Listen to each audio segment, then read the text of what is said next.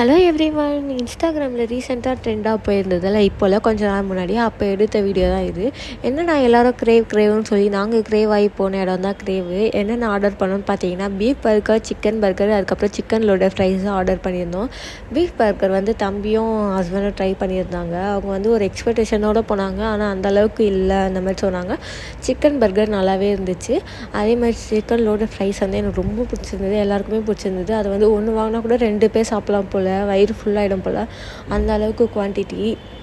பாப்பாவுக்கு வந்து நாங்கள் ஃப்ரெஞ்ச் ஃப்ரைஸ் மட்டும் கொடுத்துருந்தோம், ஏன்னா வந்து அவள் பார்த்துக்கிட்டே இருந்தா.